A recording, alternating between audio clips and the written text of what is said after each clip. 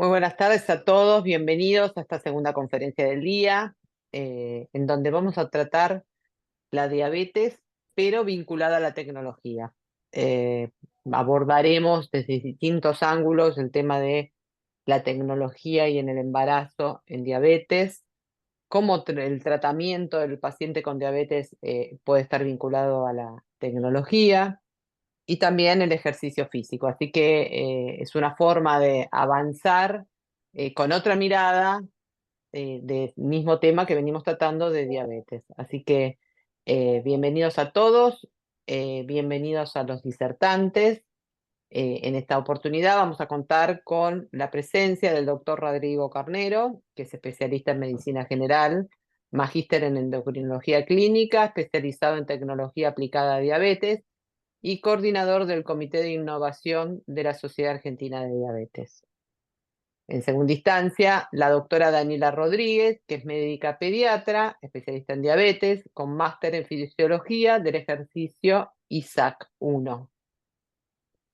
Y por último, y no menos importante, la doctora Gabriela Rovira, que es médica endocrinóloga del Hospital Británico de Buenos Aires, Hospital Materno Infantil de San Isidro, docente asociada en la UBA y ex coordinadora del Comité de Diabetes y Embarazo, miembro del Comité Innovación de la Sociedad Argentina de Diabetes. Eh, Nuevamente también hacemos extensivo el agradecimiento a la Sociedad Argentina de Diabetes, que tiene un compromiso enorme con Latin Hospitals y siempre nos aportan contenido de valor con profesionales sumamente destacados y preparados que comparten la experiencia con nuestra audiencia. Así que bueno, muchísimas gracias a todos eh, y los dejo en manos de Rodrigo, ¿no? Creo que comienza. Sí, sí, comienzo yo. Muchas gracias. Gracias por la invitación a la TAM Hospitals y a la Sociedad Argentina de Diabetes también. Vamos a compartir.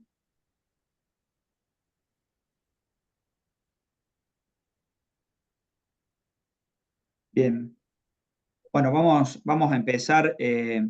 La idea de la charla es un poco hacer un repaso de en dónde estamos hoy parados con la tecnología en diabetes y qué, digamos, de qué forma se puede aplicar la tecnología al tratamiento de la diabetes, ¿no? Así que estos son mis conflictos de interés. ¿Y de qué hablamos cuando decimos tecnología avanzada en diabetes? Bueno, podemos hablar de los monitoreos continuos de glucosa, tanto en tiempo real como en escaneo intermitente, ahí ya lo vamos a ver. También hablamos del delivery o la entrega de la insulina, que puede ser a través de las Smart Pens o de las bombas de insulina, las lapiceras inteligentes, o los sistemas integrados, que pueden ser estas Smart Pens integradas a los sensores o las bombas de insulina automatizadas integradas a los sensores, que tenemos de distintos tipos. Vamos a hacer un rápido repaso de ello. ¿Qué es la integración en la tecnología en diabetes? Bueno, justamente tiene que ver con esto, ¿no? Cuando podemos integrar las Smart Pens con algún sistema de monitoreo o cuando tenemos sistemas ya absolutamente integrados de Smart Pens, monitoreos y apps o bombas de insulina integradas a distintos sensores y a aplicaciones telefónicas o algoritmos telefónicos o en aparatos separados y que todo esto nos brinda, digamos, una dosificación exacta de lo que el paciente necesita. Vamos a empezar con el monitoreo continuo de glucosa, que los objetivos del monitoreo continuo de glucosa es aumentar el tiempo en rango, disminuir el tiempo en hipoglucemias y por lo menos intentar disminuir el porcentaje de variabilidad glucémica. ¿Qué métricas se deberían utilizar para aquellos que no conocen o que no están empapados del tema para evaluar el estatus metabólico de nuestro paciente a través del tiempo en rango?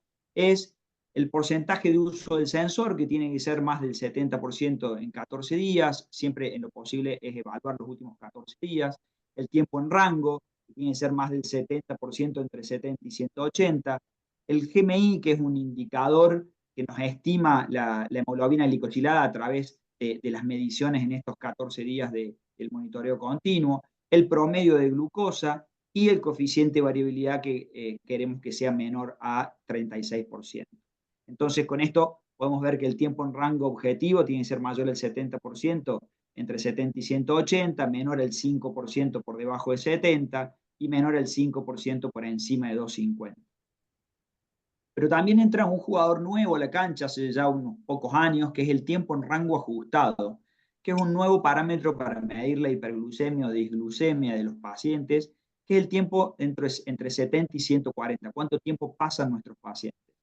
Y si nos fijamos en esta tabla ya publicada hace un tiempo atrás por Batelino y Bergenthal, podemos ver que el 70% del tiempo en rango entre 70 y 180 corresponde a una hemoglobina glicosilada de 7%, y que el 70% del tiempo en rango entre 70 y 140 corresponde a una hemoglobina glicosilada del 6%. Por lo tanto, este tiempo en rango ajustado apuntamos a que sea mayor al 50% entre 70 y 140. Esto es algo que lo podemos evaluar claramente con los sensores. Entrando un poco a los sensores, en el sistema freestyle libre, que es lo que tenemos más difundido en Latinoamérica, tenemos la comparación entre los distintos freestyle libres hoy en el mercado. Tenemos el freestyle libre 1 o el primero que salió, y tenemos el Libre 2 Plus, que es el que recientemente está en Argentina y en algunos otros países de Latinoamérica como Chile, Brasil y Colombia. La diferencia entre este Libre y el Libre 2 Plus básicamente es que el Libre 2 dura 15 días, o sea, dura un día más, está habilitado para niños mayores de 2 años. El MAR, que es la medición de exactitud que tienen estos sensores, es mucho más exacto. Mientras más bajo sea, mientras más se aleje del 10 hacia abajo, más exacto es el sensor. El sensor, el Libre 1, necesita lecturas por escaneo, o sea que se tiene que escanear tanto sea con el teléfono o con este receptor. No tiene alarmas el 1, en cambio el 2 tiene por vía Bluetooth, que hay comunicación entre el sensor y el teléfono, la aplicación telefónica, y va mandando cada 5 minutos una actualización de la glucemia, y se pueden setear de alarmas de alta, de baja o de pérdida de señal. Entonces, el paciente puede setear cuando está su glucemia en un cierto valor por encima de 250, por ejemplo, o cuando cuando está en 70 o en 80, para prevenir las hipoglucemias. Ya el Libre 3, que está en Europa, no hay todavía en ninguna parte de Latinoamérica, también es un medidor en forma continua como el Libre 2 Plus, es más pequeño, es la mitad de tamaño en cuanto al diámetro del Libre 2, tiene un MAR mucho más exacto, de 7.8, y lo que tiene es conectividad con distintas bombas de insulina y con otras apps de uso con SmartPens. Cualquiera de estos sistemas, tanto el Libre, el Libre 2 o el Libre 3, se pueden transmitir o se pueden ver los datos a través del LibreView, que es una página que tanto el paciente como el médico pueden descargar para ver la bajada de datos. Y en ella, en esta bajada de datos, podemos ver la información del tiempo en rango, el tiempo bajo rango, el tiempo sobre rango, y podemos ver la excursión glucémica día por día y analizar cómo nos está yendo con el paciente y cómo le está yendo en sus correcciones. Hay múltiples variables que podemos analizar. Pasando a otro sensor que tenemos disponible en el arsenal de tratamiento, tenemos la línea de los DESCOM. Tenemos DESCOM G6, G7 y DESCOM One. En Argentina solo tenemos el DESCOM One. El DESCOM G6 y G7 sé que en algunas partes de Latinoamérica está, pero principalmente el DESCOM One es el que está en Latinoamérica. La diferencia principal la pueden ver ustedes acá. Todos duran 10 días. El DESCOM G6 y el DESCOM One tienen un transmisor que hay que cambiarlo cada 3 meses.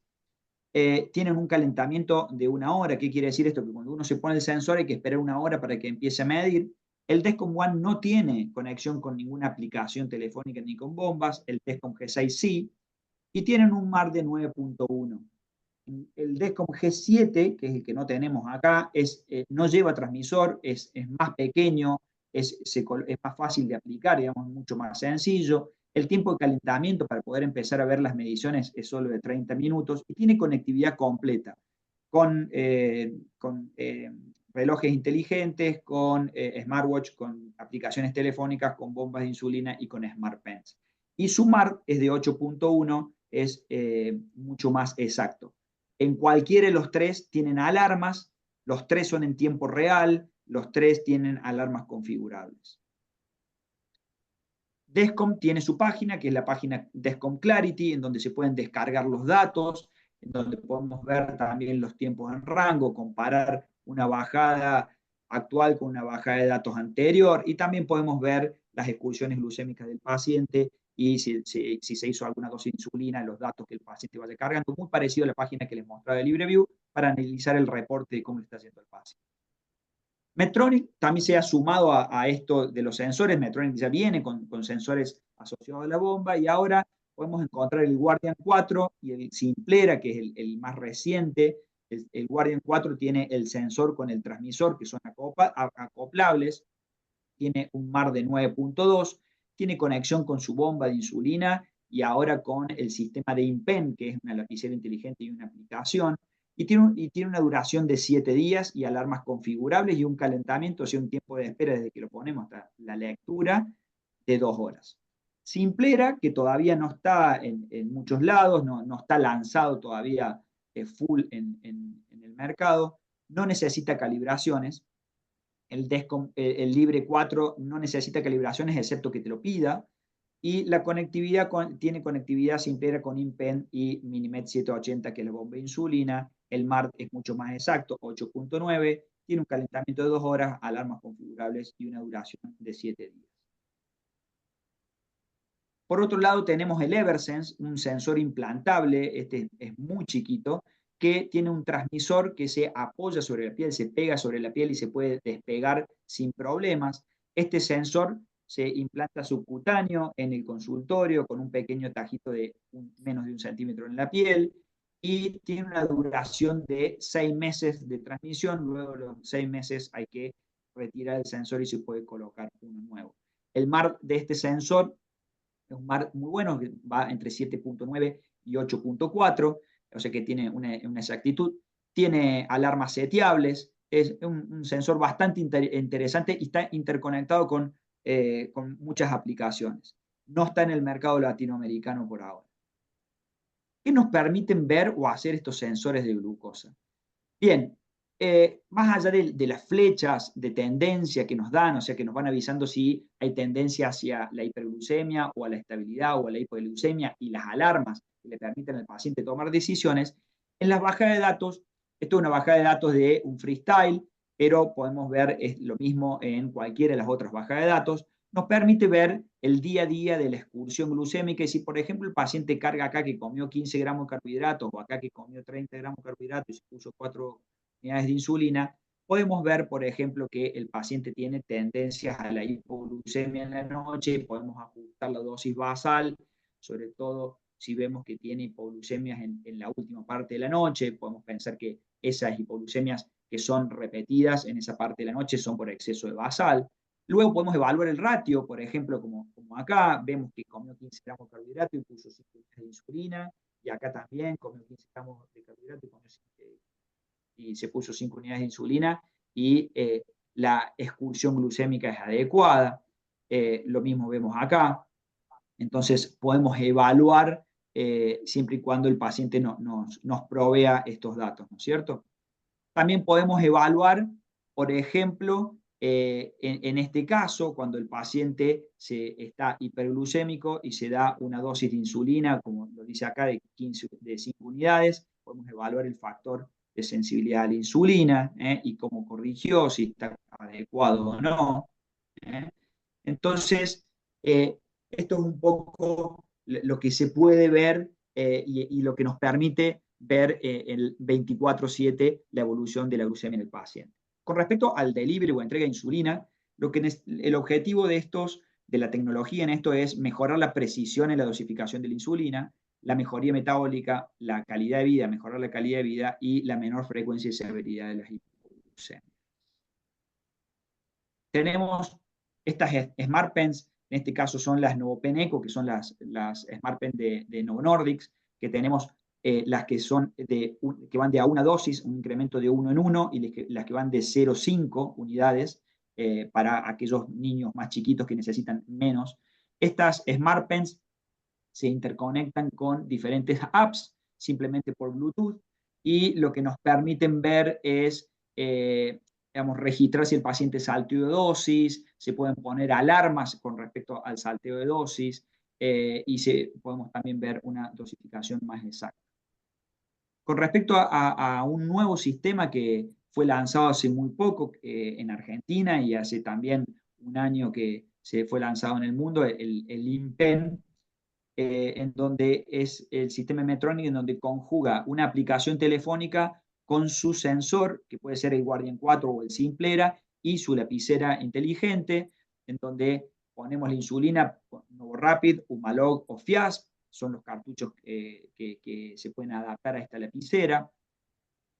Y lo que nos permite ver es también en la bajada de datos ver la excursión glucémica del paciente, ver las distintas tendencias que tiene, y lo que podemos ver es cómo le va al paciente con la dosis de insulina, puede registrar la dosis de insulina lenta, la dosis de insulina rápida, registrar los carbohidratos.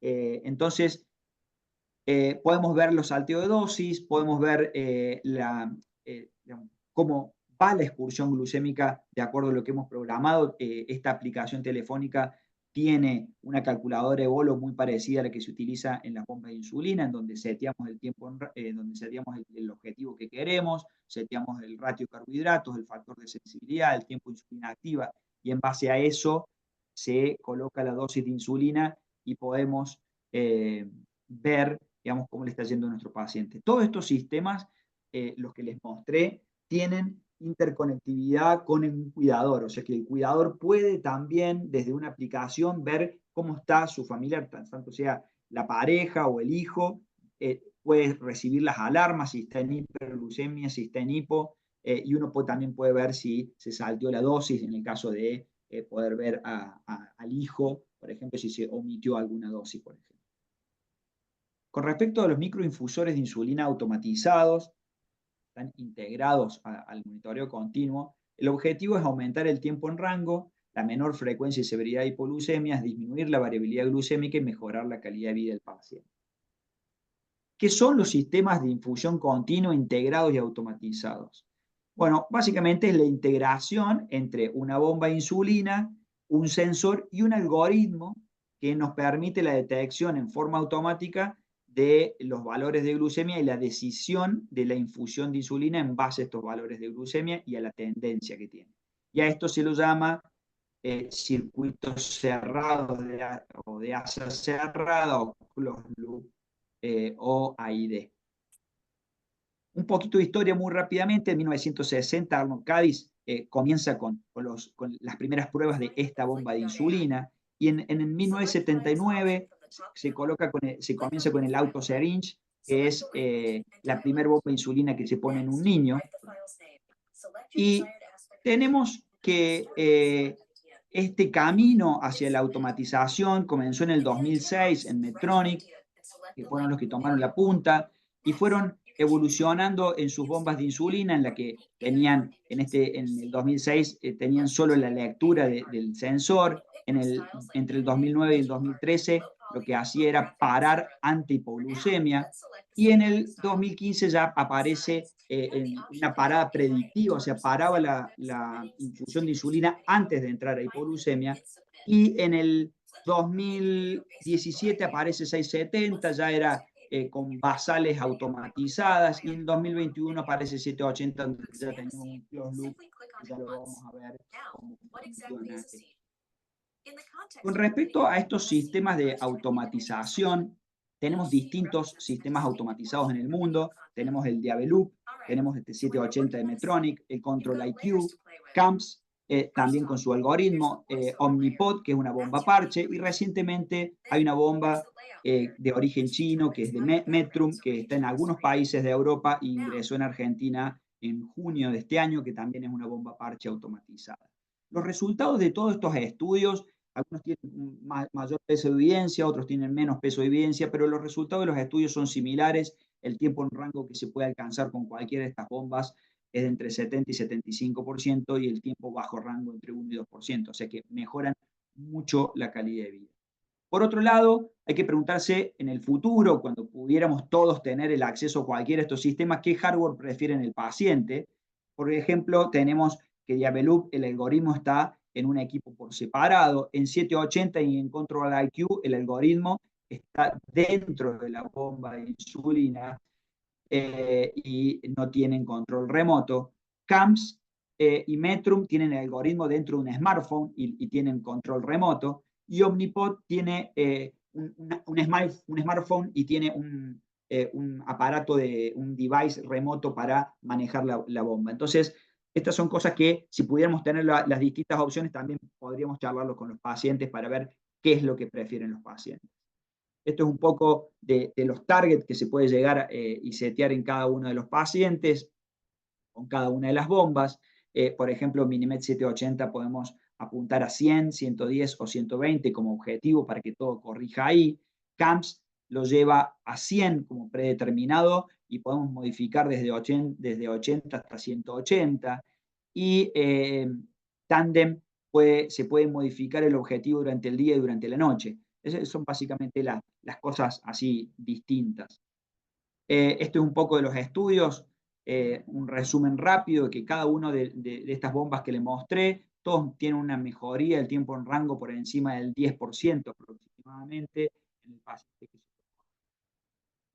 Algo interesante para ver es que si bien los pacientes a distintas edades tienen distintas hemoglobinas glicosiladas y depende del país, también es la hemoglobina glicosilada que tienen, algo que es muy democratizador el sistema de asa cerrada o este sistema automatizado, es que no importa el país de donde provenga el paciente ni el estatus económico del paciente, todos llegaron en los distintos países a tiempos en rango muy parecidos. Y esto es algo interesantísimo porque ya no depende tanto digamos, del ingreso económico del paciente o del tipo de comida que pueda hacer o del tipo de educación. Claramente que tienen que estar educados en el tratamiento de su diabetes, pero es un tratamiento que es muy democratizador en cuanto a que todos los pacientes en distintas partes del mundo pueden llegar a casi los mismos tiempos en rango y los mismos tiempos bajo rango. Múltiples trabajos muestran que estos sistemas son caros pero costo efectivos. Para mostrarles algunos, no vamos a hablar de ellos, pero para mostrar que realmente son costo efectivos. Y les quería mostrar dos cosas que se están viniendo. Una, esta bomba que fue aprobada por FDA el año pasado. Esta bomba no requiere el ingreso de carbohidratos, el conteo de carbohidratos, simplemente lo que uno anuncia es la cantidad de comida que come, si es igual a lo habitual, menos de lo habitual o más de lo habitual. O sea, es algo a lo que va a ir tendiendo casi todos los sistemas, es a la corrección sin el conteo de carbohidratos, simplemente el anuncio de comida para posteriormente llegar a un closed loop total en donde el paciente ya no tenga que anunciar que come. El otro sistema que también tiene esto es este sistema que les mostraba, que recientemente, hace muy poquito que está en el mercado europeo y en Argentina, es esta bomba parche, en donde también tiene sistema de autobasal, sistema de autobolo de corrección, y tiene esto que, si ustedes se fijan, no hay carga de carbohidratos, sino el anuncio del tipo de comida. El paciente, si quiere, también puede cargar los carbohidratos, pero simplemente puede anunciar que comió y la bomba le va a dar un bolo por lo que el algoritmo calcula que le debería dar. ¿Cómo funcionan estos sistemas de asa cerrada, automatizada? Básicamente lo que hacemos es setear el objetivo a donde queremos que la glucosa del paciente vaya. Luego, el objetivo de los bolos en este sistema que les estoy mostrando, que es de 780, va a ir a corregir a 120. Entonces, la basal va a tratar de llevarlo al objetivo que lo hayamos seteado, en este caso es 100, y cuando la glucemia empieza a excursionar por encima de 120, los bolos de autocorrección empiezan a entrar para corregir y tratar de llevar a este objetivo de 100 y luego la autobasal vuelve a tomar.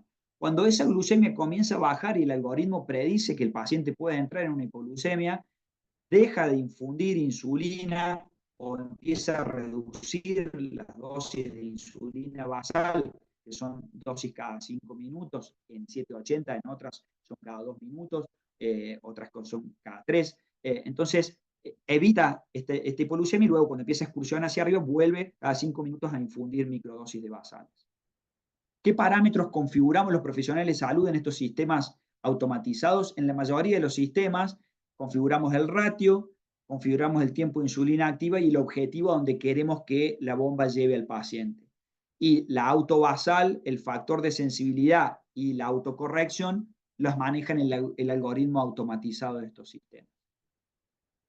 Por ejemplo, en esta que es una bajada de datos de 780, que es la bomba más popularizada en Latinoamérica, podemos ver cómo el paciente con un ratio de 15, al comer distintas cantidades de carbohidratos, fíjense que acá le debería dar 6, pero la bomba le da 5,9, acá le debería dar 8,6 y la bomba le da 7,8, y acá le debería dar 3,6 y la bomba le da 2,8. Eso está, el algoritmo lo calcula en base a la basal, en base a la insulina activa que ya tiene, en base a la tendencia, va como recalculando el factor de sensibilidad y va recalculando la dosis que le va a poner al paciente en cada bolo que el paciente se da.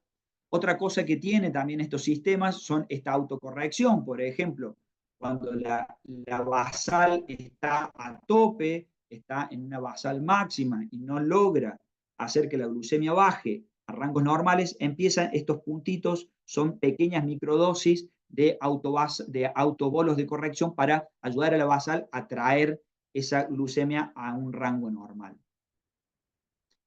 Por ejemplo, tenemos acá, el paciente se da un bolo, carga 45 gramos de hidrato de carbono, le da un bolo de 4,7 unidades, se va en hiperglucemia, quizás porque el ratio no es el correcto, quizás porque calculó mal los carbohidratos o no eligió los carbohidratos correctos, pero claramente la basal, que es lo rosa, no alcanza a cubrir esto y empieza a darle microbolos de autocorrección y logra traer el paciente dentro de lo normal y vuelve a ocurrir acá que cuando se va, la basal no alcanza y vuelve a corregir.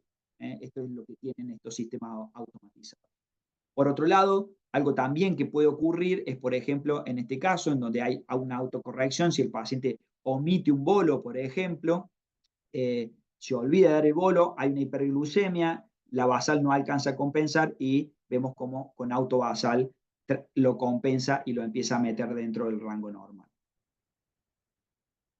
Para ir acercándonos al final, este es un caso para mostrarles muy cortito. Este es un paciente Daniel de 52 años, 21 años con diabetes, que tenía una neuropatía periférica con insuficiencia renal estable, una retinopatía. El paciente tenía hipoglucemias frecuentes, con una hemoglobina que estaba 6,7, bastante bien, pero probablemente debido a que estaba con 9% bajo rango, 9% de hipoglucemias, una distribución de su insulina muy buena para su peso, y vemos que no tenía una gran variabilidad glucémica, no era tan importante la variabilidad, pero sí tenía algunos episodios nocturnos de hipoglucemia importantes. Con este paciente decidimos poner una 780 y fíjense cómo en poco tiempo, en una semana de utilizar este modo automatizado, el paciente subió a 83% de tiempo en rango y 1% bajo rango. Les recuerdo que el paciente estaba en 66% en rango y 7% y 9% bajo rango. Entonces, vemos cómo lentamente el paciente acá que estaba en un modo que lo ponemos al principio de las primeras 48 horas, lo ponemos en este modo digamos, manual para que el algoritmo aprenda de las correcciones y de la necesidad de insulina. Y luego aquí se inicia el modo automatizado y fíjense cómo ya en el primer día de 60% pasa a 73% y luego cómo va evolucionando a través de los días, incluso llega un día al 100% de tiempo en rango, o sea, prácticamente normal. Con una muy buena evolución, al quinto día vuelve a tener también 100% de tiempo en rango y fíjense cómo las basales van variando a lo largo del día y cómo va generando pequeñas autocorrecciones para evitar las hiperglucemias. Termina el paciente al mes de haber comenzado con 81% de tiempo en rango, con su tiempo bajo rango en 4%, con una muy buena evolución y claramente con una mejoría en su calidad de vida. Las guías, tanto la Endocrine Practice de los Estados Unidos, de la Asociación de Endocrinólogos Clínicos, Diabetes Care, las guías NICE de Inglaterra y las guías ISPAD nos recomiendan estos sistemas automatizados para los pacientes con diabetes tipo 1 en todos los órdenes, desde la niñez hasta la adultez. El paciente con diabetes tipo 1 deberíamos intentar recomendarle el uso de estos sistemas automatizados. ¿En qué personas estaría indicada estos sistemas de asa cerrada? Estos sistemas están indicados en el monitoreo, digamos, en pacientes que tienen un control metabólico subóptimo, con hipoglucemias reiteradas, nocturnas, desapercibidas, y en aquellos que temen a hipoglucemias que conduzcan a una hiperglucemia permisiva. Y básicamente a todos los pacientes con diabetes tipo 1 que quieran mejorar su calidad de vida y mejorar su control glucémico. Esto es una indicación de grado A, BEL 1, o sea que tiene alto poder de evidencia. Las indicaciones para una bomba de insulina automatizada son múltiples, clínicas, metabólicas, con respecto a la calidad de vida y aspectos psicológicos. No vamos a leer cada una de ellas, pero las pueden ver acá. Nosotros este año, desde el Comité de Innovación de la Sociedad Argentina de Diabetes, sacamos unas recomendaciones del uso del sistema de infusión de insulina en pacientes con diabetes tipo 1. Hicimos este algoritmo adaptado a nuestra realidad, que está tomado un poco de las guías NICE y de la recomendación del doctor Chaudhary. Estas recomendaciones pueden entrar a las revistas de la Sociedad Argentina de Diabetes, es de libre acceso y lo pueden bajar gratuitamente. Para ir finalizando, la tecnología avanzada en diabetes tiene pros y contras claramente. Los pros es que mejoran la calidad de vida, mejoran el control glucémico, reducen la frecuencia y severidad de la hipoglucemia, la seguridad ante el ejercicio y situaciones especiales, ya lo vamos a ver, tiene una buena opción para las distintas edades y disminuye la carga de enfermedad, claramente porque es un sistema muy automatizado y los sensores con sus alarmas ayudan a que el paciente esté prevenido y claramente disminuyen la carga de la enfermedad. Como contra, tenemos que requieren una atención un poco más frecuente y regular. El tratamiento claramente es más caro, pero vimos que es costo efectivo. El riesgo de cetoacidosis en el caso de que usen bomba de insulina y se ocluya el catéter puede ocurrir, pero si entrenamos a los pacientes a identificar estos riesgos, se minimizan mucho. Algunos pacientes refieren que es incómoda, se han ido achicando, ya tenemos 2 bombas parches en el mercado, que son muy chiquitas, pesan entre 20 y 30 gramos, miden entre 2 por 3 centímetros, por 1 centímetro de alto. La verdad que esas bombas parches, para aquellos que no quieren llevar un catéter conectado a la piel y una bomba en el bolsillo, han mejorado bastante. Y aún no son totalmente independientes, o sea que no hemos llegado al closed loop total. Por último, para llegar al final, en este libro que yo solía leer cuando era niño, que era Elige tu propia aventura, en esta carrera interminable, que es en la carrera del tratamiento de la diabetes, siempre la acción de la tecnología debe tener la mirada puesta en el bienestar del paciente y pensar qué es lo que nuestro paciente necesita para poder recomendarle la mejor opción para él. Así que bueno, muchísimas gracias.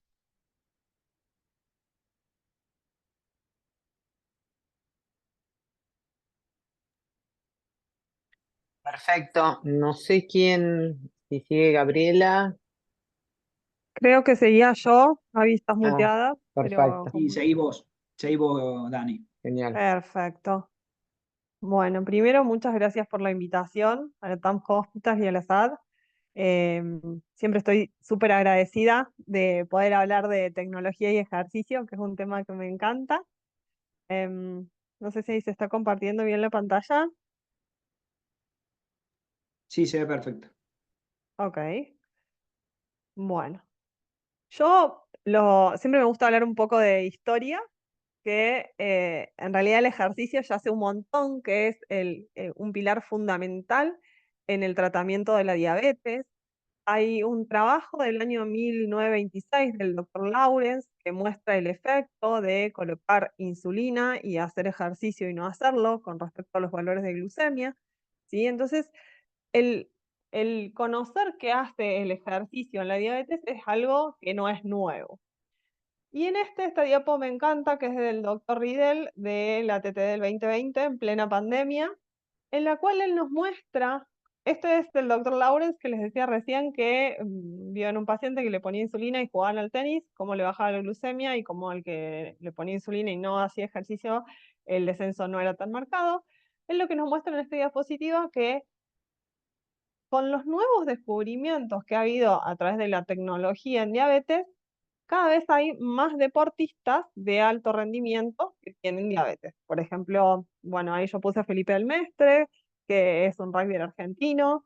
Después está Alexander Zverev, tenista, no sé si está número 2 o número 4 del mundo, que lo hemos visto a veces inyectarse insulina en los partidos. También Nacho Fernández, que jugaba en el Real Madrid, que salió campeón del mundo con España y de la Eurocopa esta última. Bueno, todos estos avances que ha habido han permitido que las personas con diabetes cada vez tengan menos riesgo y estén más estables. ¿Y por qué es tan importante el avance de la tecnología con respecto a la diabetes y el ejercicio? Nosotros sabemos que no hay una sola respuesta glucémica en cuanto cuando hacemos ejercicio. Sí sabemos que si yo voy a hacer una actividad aeróbica y prolongada en el tiempo, lo más probable es que la glucemia tienda a bajar. Si voy a hacer una actividad, no se dice anaeróbica, pero bueno, figura así en las guías, esto de las guías ISPAD, de alta intensidad o de fuerza, la glucemia va a tender a subir y esto es debido a las hormonas. Y cuando hacemos actividad mixta, la verdad que la respuesta a darle a la persona con diabetes es un poquito más compleja. Y en las últimas guías ISPAD del 2022, bueno, nos aportaron esto, que en estos ejercicios de tipo mixtos, en los cuales yo no sé muy bien lo que puede llegar a pasar, si la persona con diabetes va a venir con la glucemia elevada, normal o alta, nos dice que de acuerdo a estos ejercicios anaeróbicos, ya dije de alta intensidad, de acuerdo a la duración de estos, va a ser cómo puede llegar la glucemia. Si es de corta duración esta alta intensidad, puede llegar a bajar y si es de más larga duración, puede llegar a subir. A su vez, también establece que los días de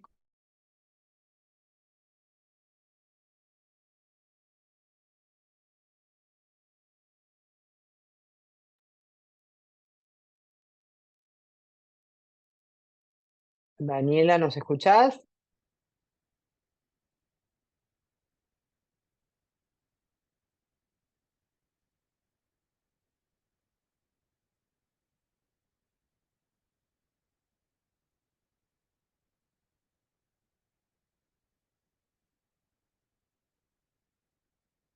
Me parece que tenés un problema con la señal, Daniela. No sé si te quedaste sin wifi.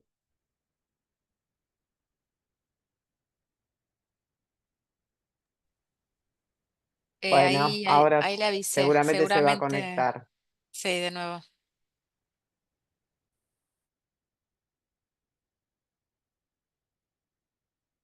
Son cosas que pasan de los Sí, eventos sí, en vivo, es así. sí, sí, sí, sí. Por más que tengas todo cubierto, Sí, sin duda. No sé si querés aprovechar, Rodrigo, había un par de preguntas sí, sí, sí, vinculadas dale, a tu tema, así vamos avanzando con eso. Déjame dale. Vi, buscarlas. vi una acá que Sí. dice, ¿cómo la bomba 780, con la bomba 780 tiene beneficios configurar ratios diferentes en el día en el caso de detectar posibles patrones de expulsión, por ejemplo, en la cena? Bien, con respecto a eso, sí, en cualquier bomba o en cualquier aplicación que usemos, incluso si el paciente usa una aplicación y usa múltiples dosis de insulina o en InPen, por ejemplo, que es esta lapicera inteligente con su aplicación, o en las otras aplicaciones, con cualquiera de las otras lapiceras, uno puede configurar ratios e incluso factores de sensibilidad a distintas horas, porque claramente hay pacientes que tienen esa necesidad, sobre todo muchas veces en los adolescentes o en los adultos mayores. Eso sí se puede hacer. Lo que no se puede hacer en 780 es configurar distintos factores de sensibilidad, porque el factor de sensibilidad lo recalcula el algoritmo en 780, pero sí ratios de carbohidratos. Dice, ¿cómo se calcula el bolo en nuevos infusores que decía, indica comida habitual o a qué se refiere? Bien, eso es interesante. Les mostré dos sistemas, que es este sistema de Metrum y el otro sistema americano, que es es de Bionics.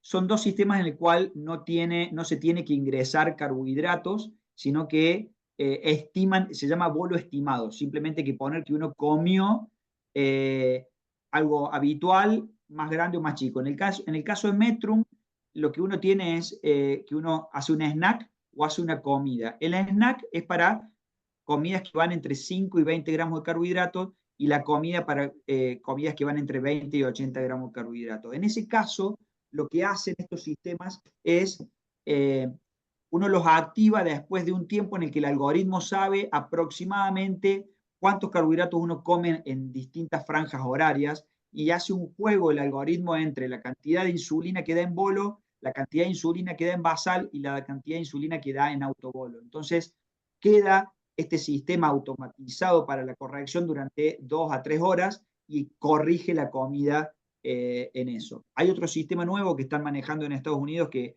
probablemente salga el año que viene, que también incluso tiene, uno puede decir si la comida que comió es habitual, no habitual, grande, pequeña, pero además si es con carbohidratos de rápida acción o de lenta acción, pero no tiene que cargar los carbohidratos. Esto es complejo de explicar porque tiene que ver con el mecanismo de los algoritmos de cómo aprendieron de la respuesta del paciente. Bueno, bueno, vamos a Ahí, esperar a ahí ver, ¿se volví. conectó? Ahí Ahí volviste. volvió. Sí, ¿se ve la Bueno, pantalla todo? Sí, sí. barreras del ejercicio, para el Sí. ejercicio. Ahí estamos. Bueno, por ahí creo que iba cuando se cortó. Eh, Tenemos muchas barreras y una que en realidad he estado estudiando bastante ahora porque es un tema que voy a hablar prontamente, es el conocimiento insuficiente, ¿sí? Ya sea de familiares, de entrenadores o de profesionales de la salud. Después el efecto del ejercicio sobre las glucemias, el tener una hipoglucemia, una hiperglucemia o una glucemia impredecible, que era lo que hablábamos, sobre todo en los ejercicios que son mixtos. Efectos de los valores de la glucemia en el rendimiento, ¿sí? Y psicosocial, miedo a las hipoglucemias, necesidades extras y autoestima. Esta es la doctora de Saharieva, que es una de mis ídolas, que habla un montón de ejercicio y ella siempre lo que más remarca es el miedo que hay a la hipoglucemia durante y post ejercicio. Y esto, la tecnología ha venido a ayudarnos justamente para intentar prevenir o mejorar este miedo y poder estar más atentos. Este es un statement que salió en el año 2020 con respecto a CGM y ejercicio y que a mí me encanta. Es largo, es complejo, pero la verdad que hay mucho para sacarle jugo. Y lo primero que nos permite este statement nos dice cómo vamos a clasificar a la persona que tiene diabetes de acuerdo al riesgo de hipoglucemia y de acuerdo a la experiencia que tiene. Y en base a esto, yo le puedo decir cuál es el valor de glucosa más seguro para hacer ejercicio. Primero, en lo que es experiencia, nos dice que si ya realiza ejercicio, si no realiza ejercicio, si hace 1 o 2 veces por semana y si hace más de 2 veces por semana. De acuerdo a eso, va a tener mucha, moderada o poca experiencia. Y después se centra en este miedo que hablábamos, que es el miedo a la hipoglucemia. Primero lo que va a ver es si la persona percibe las hipoglucemias. Sabemos que hay muchas personas con muchos años de evolución que dejan de percibirlas. Si la percibe, el riesgo es bajo o moderado, pero si no llega a percibirlo, el riesgo es alto. Si ha tenido una hipoglucemia severa en los últimos 6 meses, recordemos que se define la hipoglucemia severa más allá del valor de la glucemia por pérdida de conciencia o convulsión, y este riesgo es alto, y después por el valor de tiempo debajo del rango. Si yo tengo menos de 4, el riesgo es bajo, pero si tengo entre 4 y 8, el riesgo de hipoglucemia se eleva y más de 8 estamos en un riesgo alto. Obviamente acá ya tenemos que empezar a evaluarnos cómo está el tratamiento y qué estamos haciendo, ¿no? Pero nos permite ver qué es lo que le vamos a sugerir. Y sigo en este statement. Bueno, ¿qué nos dice? Si la persona tiene mucha experiencia y bajo riesgo de hipoglucemia, bueno, puede empezar a partir de 126, es un valor seguro para empezar a hacer ejercicio. Ahora, si la persona que me va a consultar tiene poca experiencia y o moderado riesgo de hipoglucemia, ya un valor seguro sería empezar con más de 145. Y en el caso de que no tenga experiencia o un riesgo alto, debería empezar con más de 160. Estos valores, acuérdense que es de la traducción de milimol por litro, por eso quedan como 162, 126, ¿sí? Y también le da importancia a las flechas de tendencia, de cómo vengo y de acuerdo a eso, acá es prácticamente siempre seguro empezar con estos valores, pero en los otros valores que podemos ver, puede ser que yo tenga que comer carbohidratos en un mismo valor, pero con distintas flechas de tendencia. Y además, esto nos dice, bueno, post ejercicio en la fase nocturna, lo que nos sugiere es que, por un lado, cambiemos las alarmas, ¿sí? Si yo tengo, como dije, mucha experiencia en hacer ejercicio y bajo riesgo de hipoglucemia, podría poner la alarma en 80, ¿sí? Y menos de 80 yo ya debería tratarla, debería comer algún snack con carbohidratos. Si tengo moderada experiencia y moderado riesgo de hipo, menos de 90, y si tengo nada de experiencia o mucho riesgo de hipo, debería ser menos de 100. Ahora, no todos los sensores que tenemos tienen alarma. Nosotros, por suerte, como decía el doctor Carnero, hace poco entró el Freestyle Libre 2 y ya teníamos el Dexcom, ambos con alarmas, pero hay muchos pacientes que todavía tienen el Freestyle Libre el primero, el 1, y que lo que se sugiere en estos casos, que si no tiene alarma, por lo menos una vez en la noche escanear para ver el valor de glucosa. Y esto es un poco de cifras generales. Vieron que el doctor Carnero recién habló del MAR, de la exactitud del sistema, y nosotros sabemos que cuando hacemos ejercicio podemos pasar de un MAR aproximadamente de 10 a un MAR de 13.6. También tenemos el time lag, o sea, la demora en que se produce el cambio en la glucosa, que puede llegar hasta ser 12 a 24 minutos, ¿sí? Sobre todo en los ejercicios de alta intensidad. Y que en este caso las alarmas, que normalmente las seteamos en 70, bueno, acá dice alarma de 100, ya vimos que de acuerdo a la experiencia de la persona, podríamos setearla en 80 o 90, pero cambiar estas alarmas cuando estoy haciendo ejercicio y en el post ejercicio. Recordemos que las primeras 6 horas post ejercicio el músculo está ávido de reponer el glucógeno que gastó y tenemos más insulinosensibilidad, entonces puede bajar rápidamente la glucosa esas primeras horas y deberíamos tenerlo en cuenta. Estas recomendaciones también están en la revista de SAD, la escribimos junto con el Comité de Pediatría. Si bien estamos hablando de Tecno, no quería dejar de nombrar las modificaciones que podemos hacer con las insulinas basales. Generalmente cuando hacemos ejercicio se recomienda modificar la insulina. Últimamente venimos insulinizando con basales tan fisiológicas, con una dosis tan bajita, que la mayoría de las veces no necesitamos reducir, salvo que el ejercicio sea prolongado, generalmente más de 1 hora. Ahí ya sí podría llegar a ser necesario reducir las basales. Sobre todo en los ejercicios aeróbicos o en los ejercicios mixtos. En estos ejercicios que nosotros decíamos que eran cortitos, de alta intensidad, no hace falta modificarlos. Y una cosa que sí es re importante para mí, y en todas las guías sale, es la modificación del bolo. El hecho de tener insulina activa es lo que nos puede llegar a una hipoglucemia, ¿sí? De acuerdo al tipo de ejercicio y a la duración del mismo, puede ser que yo necesite reducir más cantidad de insulina. Y en el bolo posterior, o sea, la comida posterior al ejercicio, también se recomienda la reducción del bolo en general. ¿Por qué? Por lo mismo motivo que dije recién. Primeras 6 horas post ejercicio, el músculo está reponiendo glucógeno, hay una insulinosensibilidad muy aumentada, entonces nosotros deberíamos recomendarle a la persona, sobre todo si vemos que post ejercicio hace hipoglucemias, recomendar reducir el bolo. Hoy justo fue un paciente que nos pasó y ya lo corrigió, que él sí reducía el bolo pre-ejercicio, hacía un tipo de ejercicio mixto, jugaba al fútbol, y el posterior no lo reducía y la verdad es terminaba siempre haciendo hipoglucemias. Entonces, bueno, él corrigió eso, disminuyó su vuelo previo, disminuyó su vuelo posterior y de esa forma pudimos lograr evitar las hipoglucemias relacionadas con el ejercicio. Ahora, siempre modifico el bolo, sobre todo el pre-ejercicio. En realidad es si el efecto de la insulina me cae durante el momento que yo estoy haciendo ejercicio. O sea, Si yo voy a jugar al fútbol a las 5 de la tarde y a las 4 voy a merendar, obviamente pasó 1 hora desde que yo me coloqué la insulina. Ese bolo yo sí debería reducirlo.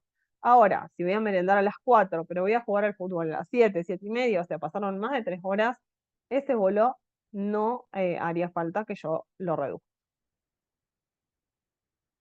Y esto es con las bombas. Nosotros sabemos que tenemos sistemas de asa cerrada, de asa abierta.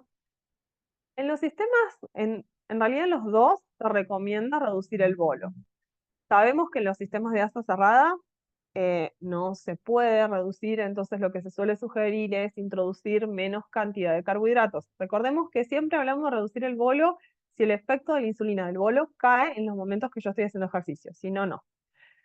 Y después, en los sistemas de asa abierta, lo que nosotros recomendaríamos es reducir la basal, que puede ser de un 50 a un 80%, 60 a 90 minutos antes de, de empezar el ejercicio, o desconectar la bomba. Esto de desconectar la bomba es en ambos sistemas y sabemos, sobre todo en los deportes de contacto, que podemos llegar a romper el equipo.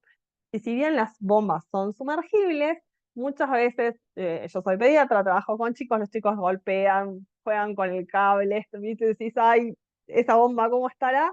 Bueno, si nosotros sumergimos y tenía alguna rajadurita o algo, puede llegar a romper el sistema. Entonces, si bien se pueden sumergir, la indicación muchas veces, si se va a mojar, es retirarla. En los sistemas de asa cerrada, en este dijimos reducíamos la basal. En este lo que hacemos es colocar un objetivo temporal. Como dijo el doctor Carnero, nosotros tenemos diferentes objetivos en los cuales podemos setear. Por ejemplo, el 780 podemos setear 100, 110, 120. Y el objetivo temporal sería llevar el sistema a que me dé insulina para llevarme a una glucemia de 150 o más. ¿Sí? Entonces yo cambio este objetivo y el sistema me va a dar menos insulina. El bolo posterior se puede reducir o no. Los sistemas de asa cerrada son súper seguros y no hace tanta falta reducir el bolo. Y bueno, sí se puede dejar más tiempo, por ejemplo, la reducción de la basal, un 20% menos de lo habitual por 6 horas. Ya dijimos, primeras 6 horas, máximo momento de consumo de glucosa. Y si no, en esto podemos dejar el objetivo temporal por más tiempo. ¿Cuánto? El tiempo que sea necesario.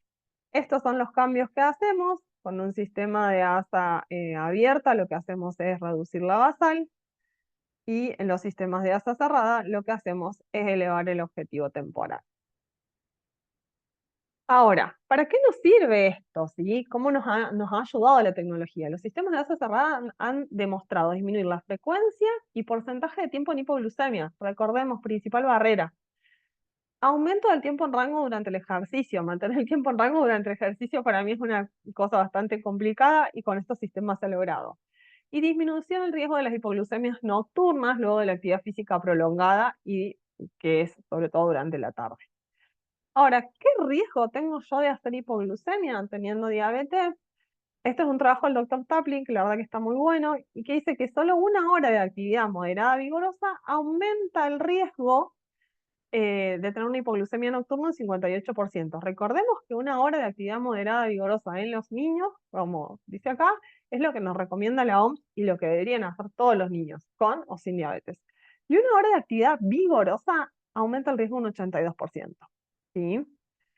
Y después nos habla del riesgo de hipoglucemia de acuerdo al valor de glucosa con el cual yo me acueste. O sea, si me acuesto a un valor menor, recordemos que está traducido en milimol, por eso son valores 108, por ejemplo, si es menos de 108, aumenta 2,5 veces el riesgo de tener una hipoglucemia nocturna. Por eso está bueno el hecho de, primero, tener las bombas, los sistemas automatizados que va cambiando la cantidad de insulina que me va dando, y además las alarmas que nos van a avisar cómo está mi glucemia. Pero bueno, no todo es color de rosa.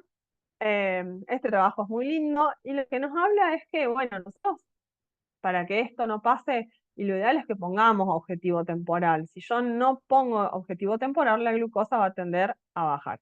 Acá es un ejemplo con objetivo temporal puesto en 150 y acá es cuando no se colocó que la glucemia tiende a disminuir. Además dice carbohidratos no cubiertos.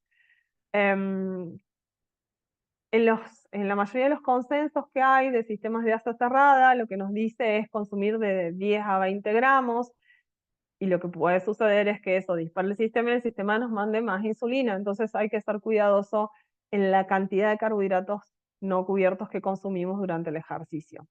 Y lo otro es la reducción del bolo, o sea, tener en cuenta la insulina activa. Esta persona fue a realizar ejercicio, puso objetivo temporal, está también buenísimo, pero comió en 1 o 2 horas antes y no redujo el bolo. Entonces esa insulina ya entró al cuerpo y por más que acá vemos que el sistema no le mandó prácticamente nada de insulina, lo llevó a una hipo.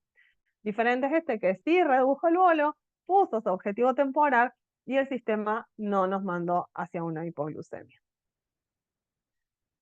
Pero bueno, todo tiene sus cosas que sabemos que están buenas y otras que todavía hay que mejorar. Primero que todavía el ejercicio hay que planearlo, ¿sí? Hay que hacer cambios, esto que yo decía, poner 1 o 2 horas antes el objetivo temporal. La insulina es subcutánea, o sea, tiene esta demora, entonces si yo no planeo cambiarlo antes, lo que ya entró de insulina ya entró y me puede conducir a una hipo. Los adhesivos, que sobre todo en los deportes de agua se pueden despegar. No reconoce automáticamente la actividad, ¿sí? Que estaría buenísimo. Y la pérdida de la exactitud, que es lo que habíamos hablado. ¿Qué es lo que sería ideal?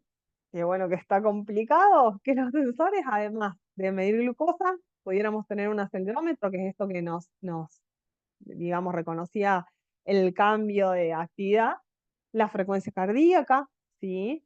Yo no expliqué mucho porque no me quería meter en fisiología, pero de acuerdo a la frecuencia cardíaca, a la zona de entrenamiento, yo voy a consumir más glucosa o más grasa y tiene un montón que ver. Medir lactato, que tiene que ver con esto de la frecuencia cardíaca también, ¿sí? Medir las cetonas, cuando nosotros, como dijo el doctor Carnero, cuando nosotros usamos bombas de insulina, sabemos que se puede tapar, tenemos riesgo de que se tape y en 2-3 horas entramos en cetosis o cetoacidosis y no sabemos corregirlo. Y bueno, y ver el tema de las hormonas contrarreguladoras, que en los ejercicios de alta intensidad, las hormonas contrarreguladoras suben. Bueno, el algoritmo, que obviamente hay que mejorar para poder detectar todo, y la forma de dar insulina, que estaría buenísimo y que se está estudiando, las bombas biohormonales, pero todavía no llegamos a que el glucagón sea lo suficientemente estable para poder utilizar una bomba que sea insulina y glucagón. Esto en realidad tiene que ver con las contraindicaciones, no es tecnología, pero ¿cuándo contraindicar el ejercicio? En realidad, las contraindicaciones son 2 muy claras. Hipoglucemia severa 24 horas antes está contraindicado. La cetonemia, yo ahí puse 0,6 versus 1,5 porque las guías contraindican a partir de 1,5 y nos dicen que si tiene una cetonemia mayor a 0,6 debería corregirla, esperar que baje y podría realizar ejercicio. Yo siempre digo esto, lo ideal sería evitar la cetonemia. ¿Por qué? Porque si yo voy a hacer ejercicio a las 5 de la tarde y a las 4:30 tengo las cetonas altas, no se me va a bajar tan rápido, ¿sí? Y después las complicaciones crónicas, obviamente hay que elegir el deporte adecuado, pero la realidad es que cada vez más se está viendo que los deportes que pensábamos que antes no estaban buenos para determinada patología, ahora se ve que no están así. Por ejemplo, en la neuropatía periférica, que decía, bueno, caminar, hacer trekking, cosas que lesionen los pies, en realidad se ha visto que caminar, hacer trekking, pero con cuidado en los pies, mejora la conducción nerviosa. Entonces, es como que cada día cosas que estaban contraindicadas va cambiando y vamos mejorando. Y ya me falta poquito, les prometo, me falta poquito. Esto salió ahora en el Congreso Europeo de Diabetes, que yo estoy muy contenta. Las guías de CGM salieron en el 2020 y ahora van a presentaron parte en el europeo, que es Position Statement de los sistemas automatizados de insulina. Ahora en ISPAD las volvieron a presentar y supongo que ahí ya estarán publicadas porque todavía no están publicadas. Habló el doctor Riedel, el doctor Clement Dodge, Desi Zaharieva y el doctor Moser y presentaron 4 tópicos de cuando usamos los sistemas automatizados, que era ejercicio planeado, ejercicio no planeado, situaciones especiales como ejercicios de alta montaña, acuáticos y demás, y cuando se había dado un bolo iba a hacer ejercicio postprandial, de eso habló el doctor Moser. Nada más les tiro esto porque ya va a salir en breve y va a estar buenísimo. Y estas conclusiones son de la TT, de la doctora Desi Sahario, que ya se los nombré. Bueno, que la tecnología ha recorrido un largo camino, pero el ejercicio todavía sigue siendo un desafío. En las guías, los consensos y las estrategias hay que tener como ciertos puntos claros, que es reducir la insulina humor, esto que dijimos, reducir el bolo previo al ejercicio, poner los sets necesarios para ejercicios, o sea, objetivos temporales, y consumir carbohidratos si es necesario. Y después individualizar el ejercicio, individualizar el objetivo, individualizar lo que la persona quiere, ¿sí? Y lo otro, que lo que funciona para uno, puede que no funcione para otro, ¿sí? Y además de esto, por más que nosotros estudiemos todas las guías y todo esté perfecto, puede ser que no nos vaya de 10 y que tengamos que ir aprendiendo a ver qué es lo mejor para esa persona, para que le vaya bien haciendo ejercicio. Y estas últimas son mías. Recordemos que el ejercicio trasloca los GLUT4 y permite la entrada de glucosa al músculo. La principal barrera para el ejercicio es el miedo a la hipoglucemia. Insisto, estos sistemas han venido a ayudarnos muchísimo. La tecnología es beneficiosa a la hora de realizar ejercicio y ayuda a estar más atento y prevenir hipo. Y las contraindicaciones, que ya las dije, hipoglucemia reciente, cetosis o cetocidosis. Y no hable de lo más importante del ejercicio, que es disfrutar el deporte. Bueno, muchas gracias.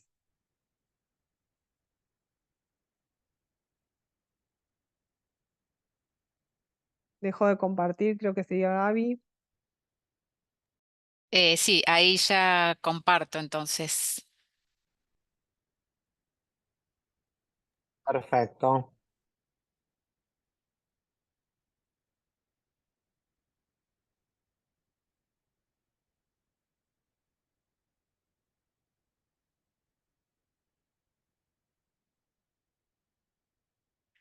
Ahí ya se ve bien.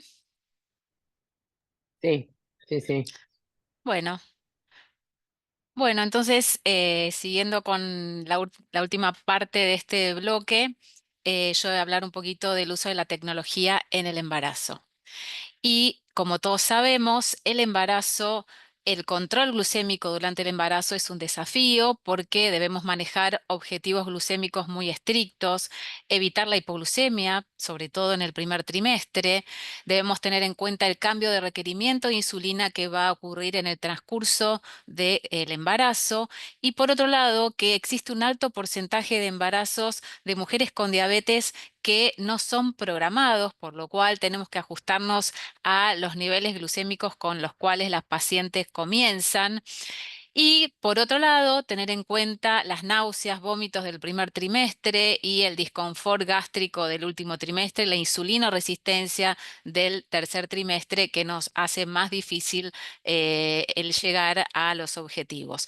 Y por otro lado, no debemos dejar de tener en cuenta que también en el posparto y la lactancia, y vamos a encontrarnos con ciertos desafíos a allanar, como la dificultad para dormir, la lactancia, el acostumbrarse a esta nueva vida junto con el manejo de la diabetes. Entonces, es así que teniendo en cuenta esta dificultad para manejar la diabetes, por otro lado tenemos datos que nos muestran resultados de embarazo de mujeres con diabetes, donde estos estudios que son realizados en el Reino Unido muestran que la hemoglobina glicosilada, un parámetro que utilizamos en el seguimiento de nuestras pacientes con diabetes que se embarazan, tiene una relación con los resultados adversos perinatales. ¿Qué quiere decir esto? A partir de el 6,1, que esto está expresado en milimol, pero sería en porcentaje 6,1, a partir de ese valor de hemoglobina glicosilada, el riesgo de complicaciones aumenta proporcional al aumento de nivel de hemoglobina glicosilada. Y esto ocurre tanto en diabetes 1 como en diabetes 2. Por otro lado, tenemos que tener en cuenta que existe como decía antes, un alto porcentaje de mujeres que comienzan su embarazo sin haberlo programado y por lo tanto con un control metabólico que no es ideal. Esto ocurre tanto en mujeres con diabetes 1 como con diabetes 2, pero vemos que mujeres con diabetes 2 empiezan su embarazo aún con un una preparación y un control que a veces es subóptimo respecto a mujeres con diabetes 1. Por otro lado, sabemos que existe un subdiagnóstico de diabetes 2 y muchas veces encontramos a las pacientes embarazadas a las cuales les hacemos el diagnóstico de diabetes 2 en el embarazo en curso. Por lo tanto, tenemos que en poco tiempo realizar todos los controles y adaptación del tratamiento para lograr un buen control metabólico y disminuir los riesgos.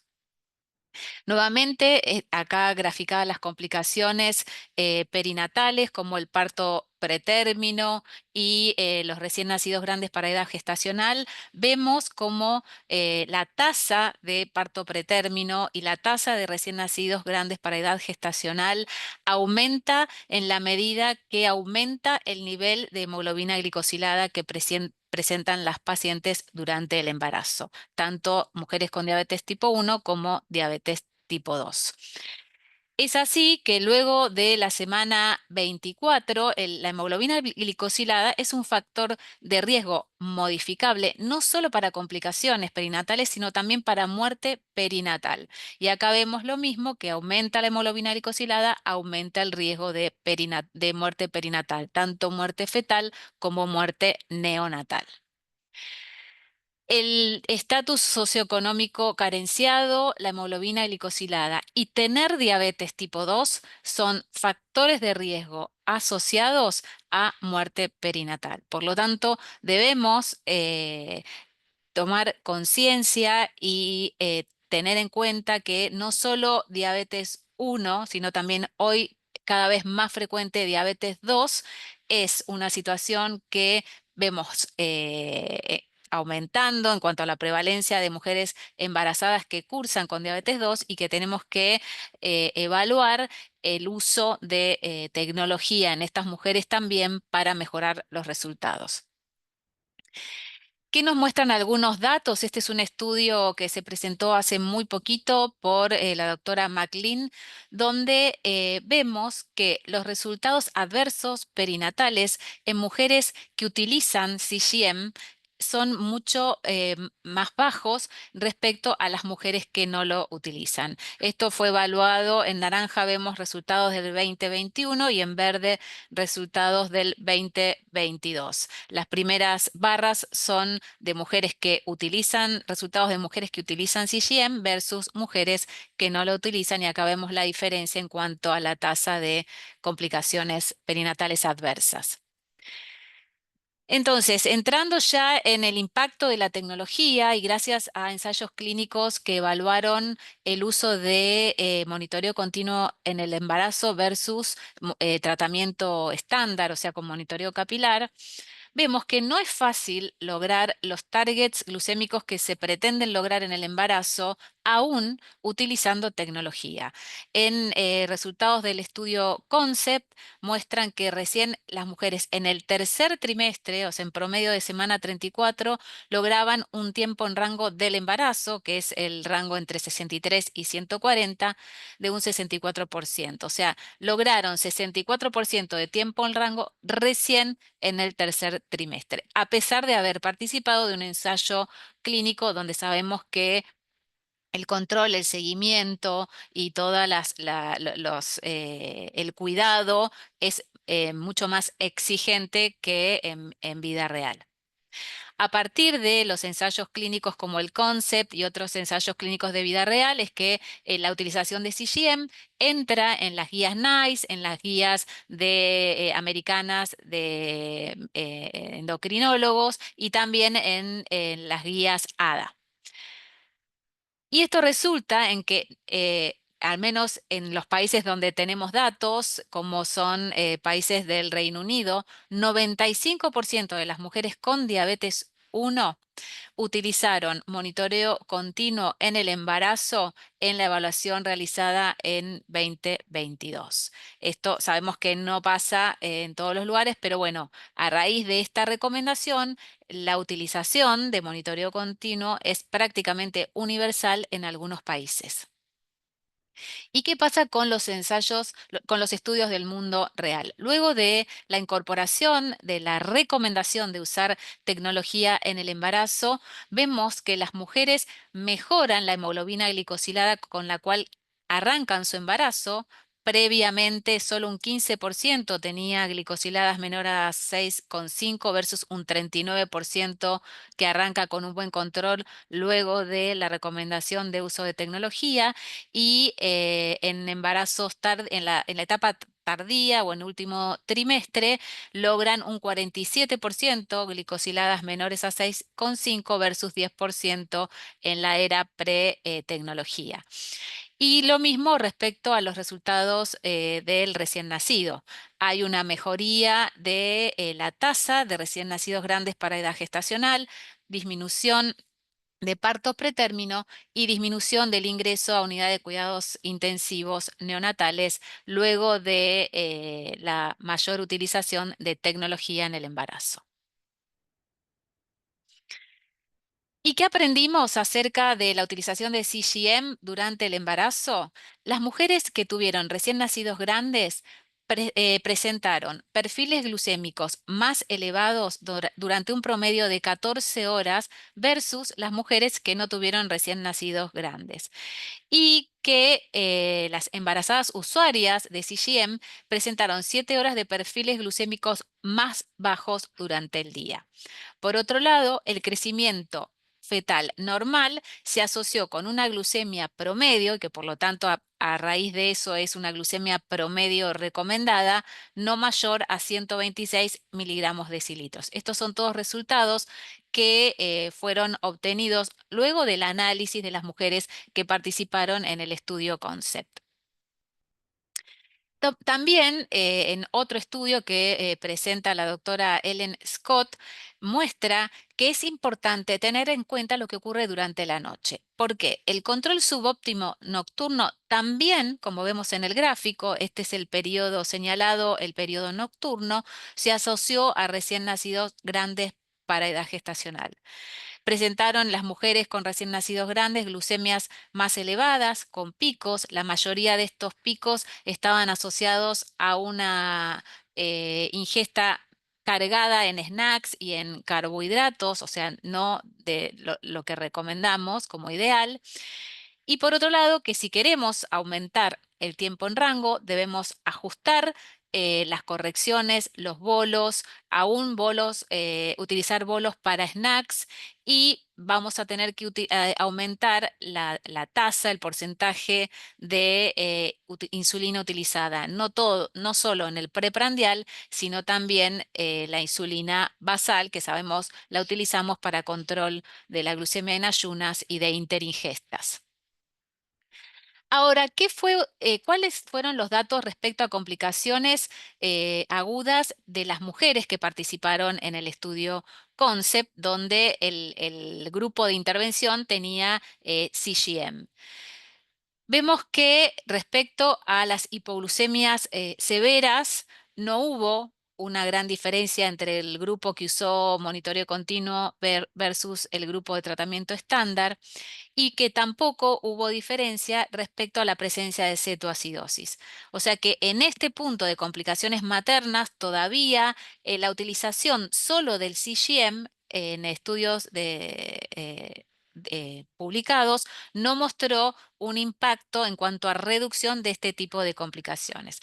Entonces, es acá donde surge la pregunta de qué pasa en las mujeres embarazadas con los resultados si utilizamos los sistemas de asa cerrada, como recién bien lo explicaba Rodrigo, que son los sistemas integrados de infusión de insulina con un monitoreo continuo de glucosa y un algoritmo predeterminado.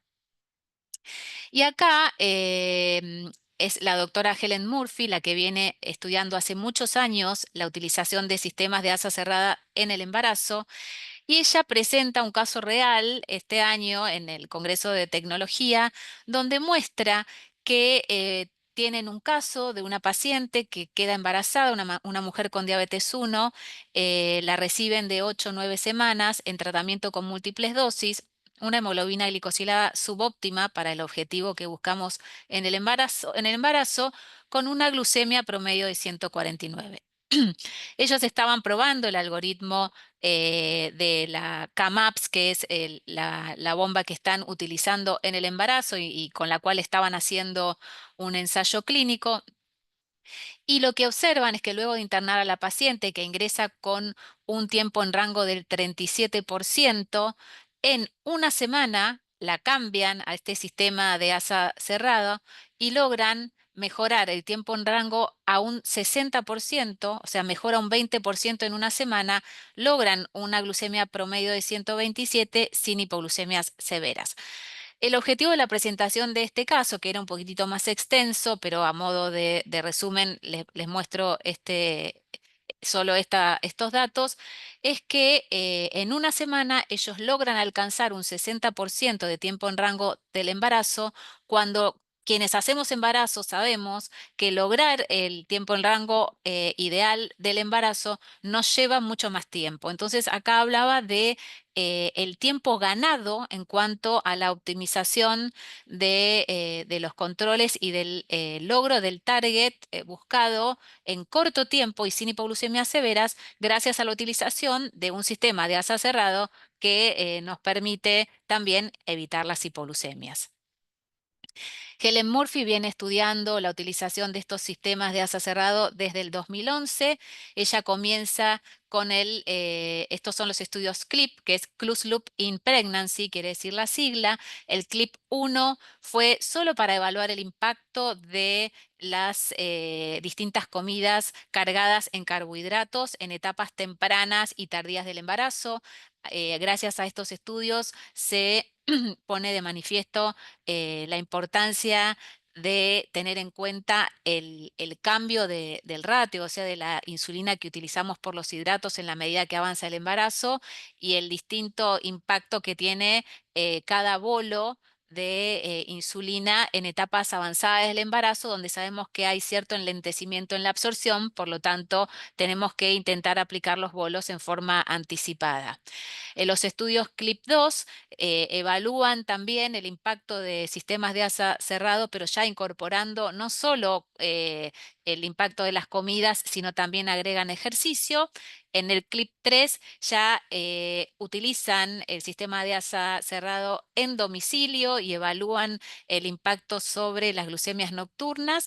En el CLIP4 también lo utilizan en forma domiciliaria, ya acá las pacientes no estaban internadas. Si ven las fotos, estos sistemas son mucho más aparatosos que lo que hoy conocemos como un infusor de insulina integrado a un sensor.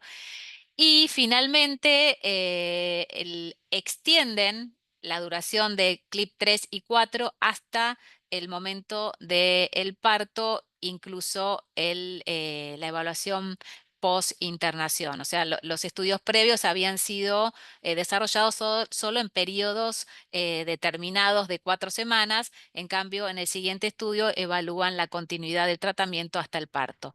Y por último, presentan los resultados del estudio IDAPT, en el cual evaluaron la utilización de este algoritmo diseñado para utilizar en el embarazo. Es un algoritmo que funciona con distintas bombas de insulina y con los sensores Dexcom G6 y Freestyle Libre 3. Y el objetivo de este estudio fue evaluar el porcentaje de tiempo en niveles objetivos durante el embarazo, basados en los resultados del CGM y medidos desde semana 16 hasta el parto. Y los objetivos secundarios, además de evaluar porcentaje de tiempo en rango del embarazo, evalúan el porcentaje de tiempo en rango nocturno entre las 23 y las 07 de la mañana y el tiempo arriba del rango en 24 horas. En cuanto a los resultados, encuentran una mejoría significativa en la primera semana de uso. Vemos las barras naranjas son las que muestran los resultados del uso del algoritmo CAMAPS versus el sistema estándar, como en la primera semana mejora el tiempo en rango. Y por otro lado, también vemos en naranja una mejoría del tiempo en rango nocturno. Finalmente, a raíz de los resultados de este estudio, es que sugieren la utilización de este algoritmo CAMAPS en sistema de asa cerrado en mujeres con diabetes tipo 1 que están embarazadas, ya sea que están planeando el embarazo o que quedan embarazadas. Y a raíz de estos resultados proponen la recomendación también en las guías NICE del uso de este algoritmo para el embarazo, teniendo en cuenta que hasta el momento ningún sistema de asa cerrado, o sea, ninguna bomba de insulina de las que disponemos está aprobada para ser utilizada en el embarazo y son todos usos off-label. Entonces, como beneficios adicionales, la utilización de estos sistemas, además de mejorar el control metabólico y según resultados de diferentes encuestas que les hicieron a las mujeres que participaron, encuentran que las mujeres podían disfrutar del embarazo, tener menos preocupación por el impacto de la glucemia sobre el bebé, menos trabajo, menos carga respecto al manejo de la diabetes en el embarazo. También presentaron las mujeres que utilizaron este sistema menor ganancia de peso, casi 4 kilos menos respecto al grupo control, y presentaron también una menor tasa de recién nacidos grandes para edad gestacional e ingreso a unidad de cuidados neonatales. También otro de los ensayos clínicos de los cuales disponemos resultados a partir de este año es del estudio Cristal, que tuvo como objetivo evaluar si el uso de Minimed 780 puede mejorar el control glucémico con menos episodios de hipoglucemia en mujeres embarazadas con diabetes 1. Recuerden que los estudios previos que utilizaron sensor no habían logrado mostrar diferencia en cuanto a hipoglucemias maternas. Este estudio Cristal es un estudio multicéntrico que buscaba determinar la seguridad y la eficacia y la costo-efectividad del sistema 780 comparado con los cuidados estándar en mujeres con diabetes 1. En este estudio no hubo un punto de corte inferior para el ingreso al protocolo respecto a los niveles de hemoglobina glicosilada. Y el objetivo primario del estudio Cristal fue también el porcentaje de tiempo en rango del embarazo medido por CGM en distintos periodos, entre semana 14 y 17, entre la semana 20-23, 26-29 y el último trimestre. Y como resultados secundarios evaluaron el tiempo en rango nocturno, el tiempo bajo el rango y el tiempo bajo el rango nocturno de las mujeres que participaron. Las características maternas fueron similares en ambos grupos. El ingreso al estudio fue a partir de la semana 8. Vemos que los niveles de hemoglobina glicosilada de ingreso no fueron niveles elevados, 6,5 más menos 0,6 el grupo de intervención, 6,5 más menos 0,7 el grupo control. Y acá vemos que las mujeres, la mayoría estaban utilizando ya, o sea, la mitad estaban utilizando un sistema de monitoreo continuo previo al embarazo y algunas estaban ya utilizando distintos sistemas de infusores de insulina integrados a sensores. Recomendaciones para la utilización de la bomba 780 en el embarazo del estudio Cristal fue plantear como el objetivo glucémico como para configurar la bomba de un valor de 100 y la duración de la insulina activa de 2 horas. Y con esta configuración lograron una mejoría del tiempo en rango en la etapa avanzada del embarazo, una disminución de la variabilidad glucémica respecto al grupo control y sobre todo una disminución del tiempo bajo en rango del grupo que utilizó la Minimed 780 versus el grupo control. Por otro lado, también vemos que hubo un aumento del tiempo en rango nocturno, uno de los parámetros a tener en cuenta en el embarazo, y una disminución del tiempo bajo el rango durante la noche en forma significativa. Respecto a los resultados del recién nacido, vemos que la tasa de recién nacidos grandes para edad gestacional fue menor en el grupo de intervención respecto al grupo control. No hubo diferencia en cuanto a la semana al momento del parto.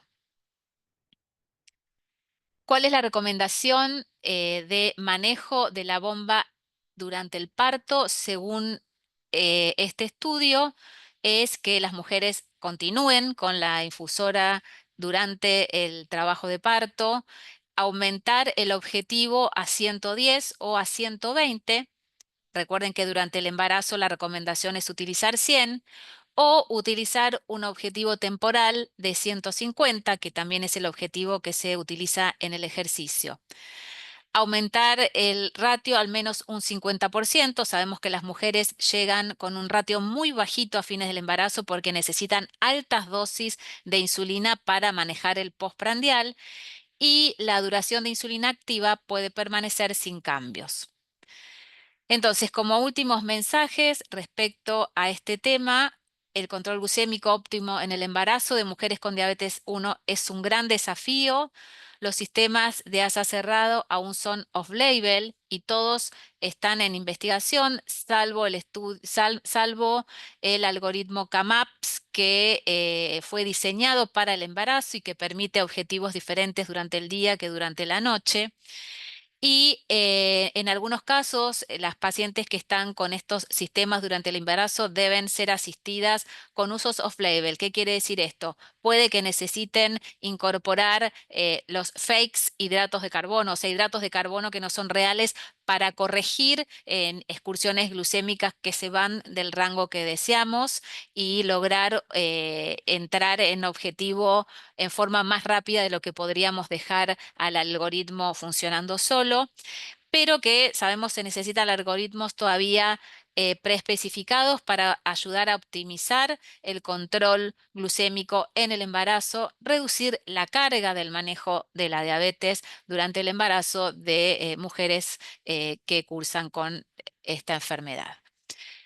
Y por último, y para resumen, la tecnología ha demostrado disminución en cuanto al logro de objetivos, tanto en glucemia promedio como targets definidos por monitoreo continuo como tiempo en rango, tiempo bajo el rango y complicaciones perinatales. Las recomendaciones NICE están en vías de aprobar la utilización o el cambio a un sistema de ASA cerrado tanto antes como durante el embarazo, si la paciente así lo amerita y no se están logrando los controles que buscamos. Todavía hay mucho para hacer en la población joven con diabetes 2 que se embaraza, hay falta de diagnóstico, hay falta de programación y hay mucha dificultad en el manejo de estas pacientes, sobre todo en nuestro país, que cuesta el acceso a la tecnología en muchos grupos. Y siempre tener en cuenta como base educar y entrenar a los profesionales de la salud en el uso de la tecnología, porque nosotros tal vez la utilizamos, estamos habituados a su indicación, a su manejo, pero a veces las pacientes terminan atendiéndose en otros lugares o son ingresadas a una guardia donde si el equipo de salud no conoce el manejo de estos sistemas, muy probablemente quieran suspendérselos o cambiarlos a otro estilo de tratamiento que sabemos no va a tener estos resultados. Y por otro lado, una reflexión que toda inversión destinada a mejorar los resultados perinatales es costo efectiva. Muchas gracias. Bueno, muchísimas gracias a todos. La verdad que fueron tres presentaciones muy, muy claras, y muy didácticas para la audiencia, así que muchas gracias. Lamentablemente nos hemos quedado sin tiempo para las preguntas porque comenzamos ya la próxima conferencia en breve, así que les agradezco a los tres, a Daniela, a vos, Gabriela, también al doctor, Rodrigo, ¿no? Se me fue el nombre. Sí, Rodrigo. Rodrigo, la presentación, y en todo caso, si surgen consultas a través del chat que nosotros tenemos de WhatsApp, se las tramito a ustedes para que puedan contestarlas. Así que muchísimas gracias a los tres, y bueno, la próxima conferencia no es de la SAT, pero la que sigue sí, así que nos mantenemos en contacto. Bueno, muchas gracias. Muchas gracias a ustedes. Muchas gracias. Adiós, Chao. gracias. Adiós. Chao, chao.